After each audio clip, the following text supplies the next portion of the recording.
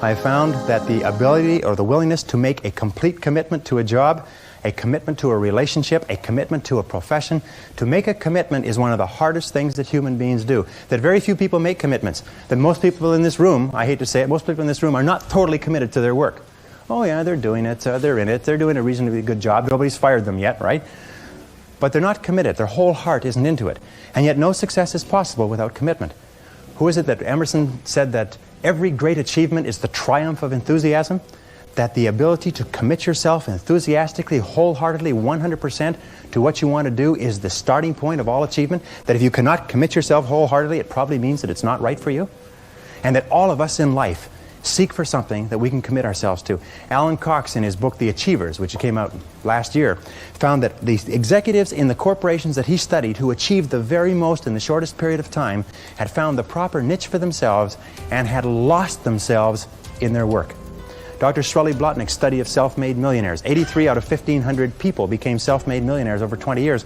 He found that the one quality that they all had in common was that they picked work that they loved, they specialized in that work, they became very good in it, and they eventually became paid very well for it, and then they held on to the money. I throw that last one in because I know a lot of you can relate to that. They held on to the money. They didn't gamble or speculate. They were very conservative with their money. They got paid more and more, and they held on to it. One of them started off cleaning toilets on the night shift for an airline. And today he's the president of the airline and makes $1,950,000 a year. Now, he's been with the airline for 35 years, but it's not difficult to become a millionaire when you're making $1,950,000 a year. Even with taxes, you can still do pretty well. He found that the quality that separated these people from the ones who struggled for 20 years and weren't much further ahead than when they started was that they became totally absorbed in their work, totally committed to their work. They lost themselves in their work, and when they lifted up their head about the age of 43, 44, their accountant told them, by the way, you're worth over $1 million now. Did you know that? Most of them became wealthy without even knowing it. And so it's important that you find the work that you can commit yourself to. It's important that you find the relationship you can commit yourself to. And if you are an employer and you have people working for you who are not committed to their work, these people are like rotten apples in a barrel. I have found that people who are not committed to their jobs are people who will always cause trouble within an organization. And that people who are committed, you don't have to be the most talented, and you don't have to be the best looking, you don't have to be the best educated, but if you're committed to your work, you'll do more than all the people with all of those blessings. So commitment is important. Commit yourself to your boss, commit yourself to your job, commit yourself to your relationships, commit yourself to your company. Loyalty is one of the most valued single qualities in work. And Peter Drucker says that more executives fail in life because of lack of loyalty to their companies, to their boss, than for any other reason. And why is lack of loyalty? Lack of loyalty is just the expression of lack of commitment to that organization. Consistency is absolutely critical. You can have all of the others, but if you're inconsistent, it's going to really hurt you. Consistency means that dependable, steady, predictable work is always vastly superior to spurts or flashes of brilliance and genius. That the person who is like the tortoise, who just plods steadily away, old steady Eddie, is always the person who tends to be more successful than the one who flashes here and flashes there but cannot be counted on over the long term. Be consistent in your relationships. Especially be consistent with your family, be consistent with your friends, be consistent with your boss, be consistent in your work. Make it so that you are the type of person that everybody can depend upon, that people will believe in and they'll depend upon, and they know that if you say something, that you'll do it. That if you say you will be somewhere, or if you undertake a responsibility, that you will fulfill that responsibility. That sort of consistency, that sort of dependability is one of the most valuable things in the world of work today. I work with so many companies, and I have staff that work in my companies, and I know that the greatest joy that an employer can have is to give a person a job and know that it'll be done. And the most aggravating thing in the world is to give a person a job and have no idea if it'll be done to a particular quality, if it'll be done on time, or anything else. Just being the steady person. You don't have to be a genius. You don't have to. One of the things that I found, if I can pass this on to you, one of the things that I found when I was a young man, this cost me about 10 years of life, by the way, not 10 years so much, but 10 years in that I thought that you had to have good grades in school in order to be successful. And then later I thought that you had to have a university education in order to be successful. And then later I thought that successful people are people who are somehow better than you and I.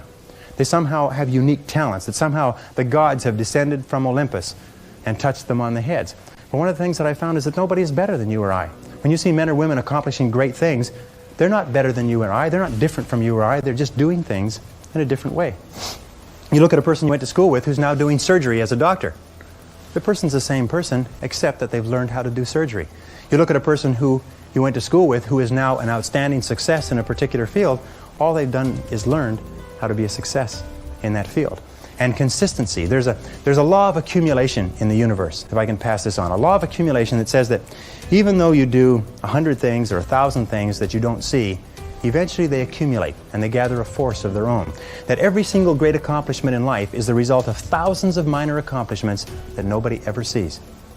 One of the people on the program, Lifestyles of the Rich and Famous, who had become successful as a singer, they said, "Isn't it wonderful that you've become so successful as a singer?" She said, "Yes, it's wonderful." She said, "But when I'm up on stage in Las Vegas and I'm making $50,000 a week or whatever it happens to be," she says, "nobody sees the 16 years that I spent traveling around, living in a van, singing in cheap honky-tonks where people throw up on your piano and get drunk on the floor in front of you. Nobody sees the 16 years of living on the road, living at an average of less than $5,000 a year. What they see is the person up there on the stage. But every single great success was at one time a failure. And they failed and failed and failed and failed over and over again. And all great successes are a story of failure, failure, failure, failure, failure. Outstanding success. Boy, ain't he lucky. Isn't that right? Boy, he was lucky. He sure had the right connections. So consistency is important. And even if you don't see yourself getting the results, be consistent. Keep working. Steady, steady, steady. Knowing that you're accumulating. You're putting yourself on the side of the angels when you're working consistently. Finally, with regard to consistency, guard your integrity as a sacred thing. As Ralph Waldo Emerson said, nothing at last is sacred but the integrity of your own mind. Never compromise your integrity for anything. And never compromise your peace of mind for anything. You see, compromising your peace of mind is a way of compromising your integrity. Never do anything that disrupts your peace of mind. If it makes you feel unhappy, get out of it. Don't stay in relationships, don't stay in jobs, don't stay in situations that cause your peace of mind to be disrupted, because your peace of mind is the highest good that you have.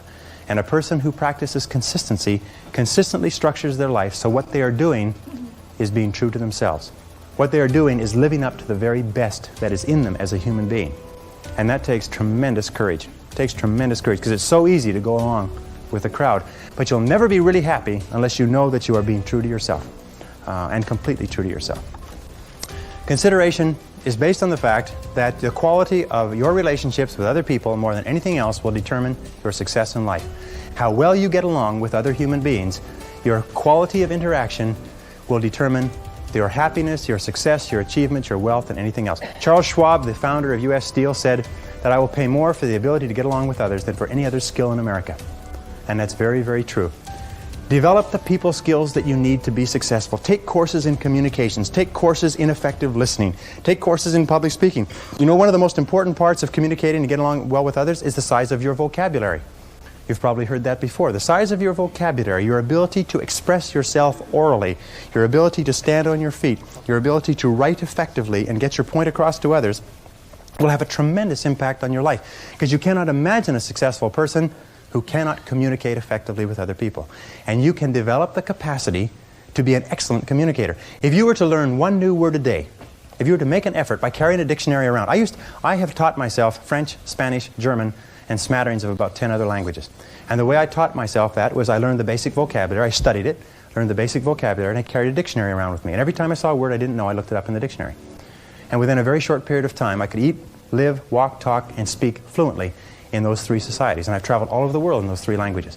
Sometimes I get in a position where I'm talking to a person in French and a person in German and a person in Spanish, and my mind goes, and I end up babbling. But nonetheless, you can learn it just simply by looking up the word. If you looked up one word a day, which would be 365 words a year, within 5 years, you'd be one of the best educated people in history. Because every word that you learned would introduce you to about 10 more. It sort of opened the door to about 10 more. The average child learns almost 5,000 words in the first 5 years of life. The average adult learns less than 5 words a year. And yet words are the tools with which we think. That the more words we have, the better is our thinking. Just like the more tools a craftsman has, the better is what he creates. The more words we have, the better is the world that we create. So communications is important. The most important part about consideration is to practice the golden rule. I think that the golden rule, which is based on the law of sowing and reaping, whatsoever that you would have men do unto you, do you so unto them. You get out of life exactly what you put in. What you sow in your relationships, you reap in your relationships. The golden rule is the key to consideration, but you can practice, you can learn to be more effective with other people. You can take courses in it. You can study behavioral psychology. Everybody in sales should be an expert on behavioral psychology. And whenever I hear a person say, well, I don't need to study that, I do, it comes naturally, the person is saying, I'm determined to be a failure for the rest of my life, and I'm announcing it to anybody who will listen. Because sales is so precise. The ability to communicate and to persuade and influence other people is such a complex field that some psychologists study it all of their lives. If you become excellent in it, you can write your own ticket. Almost all entrepreneurial fortunes, people who start with nothing and become millionaires, do it because they're good salespeople. They're good at convincing others. They get excited about their ideas, but they have the skills to be able to persuade other people to go along with them. Does that make sense? Of course, because the opposite to being persuading and influencing other people is to be ignored by other people and to be influenced by them. So it's a matter of choice. The Carnegie Institute of Technology did a study about 10 years ago now, and they studied 10,000 men and women who were let go from their companies. And they found that 95% of the people who were let go from their companies were let go because of their inability to get along with others. This is caused by low self-esteem more than anything else. In my estimation, those of you who know that low self-esteem, more than anything else, causes our personality problems. Not liking ourselves, not accepting ourselves, feeling inferior inside, causes us to lash out at other people. And the wonderful thing is that if you're clear about your goals and you're committed to becoming excellent and you concentrate single-minded on what is important to you, you have a tendency to like yourself more. Your self-esteem goes up. Your ability to get along with other people goes up. But if you have no goals and you're not very good at what you do and you're just doing whatever comes to hand, then your self-esteem goes down. So one of the things that we're talking about here is the building of the characteristics, the personality qualities that guarantee success. And self-esteem, of course, is the foundation of all success in relationships.